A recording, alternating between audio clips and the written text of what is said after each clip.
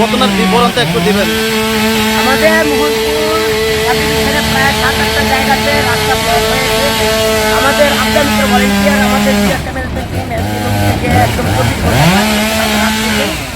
আমরা মোটামুটি একটা রাস্তা মন্দিরবাড়ি রোড ছাড়া বাকি সবগুলি রাস্তা আমরা খুলে ফেলেছি অলরেডি।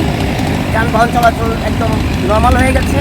তারপরেও মানে সাইক্লোনে হিউজ ক্ষতিগ্রস্ত হয়েছে। আমরা এখন বাড়ি করে যাবো, বাড়ি করে খবর পেয়েছি বাগবাড়ি অঞ্চল, তারপরে চাঁদপুর অঞ্চল, তারপরে বামুদিয়ার অঞ্চল, অনেকের বাড়িঘর, তুলাবাগান, মহিপুর, অনেকের বাড়িঘর ফুললি ড্যামেজ হয়েছে। এখন যা খবর আছে প্রায় 30 থেকে 40টা বাড়ি ফুললি ড্যামেজ হয়েছে, পার্টলি সিভিয়ারলি হয়েছে প্রায় 100-র মতো বাড়ি, 300-400 বাড়িঘর প্রায় পার্টলি আংশিকভাবে ক্ষতিগ্রস্ত হয়েছে। আমরা সবাই যোগাযোগ রাখছি, সারাদিন দেখে আমরা ঘুরবো, সবার সঙ্গে আছি, প্রশাসনকে সবাইকে সাহায্য করার জন্য বলবো। এই আমার টিম 24 ঘন্টা কাজ করে চলছে। আমি very proud of my this team.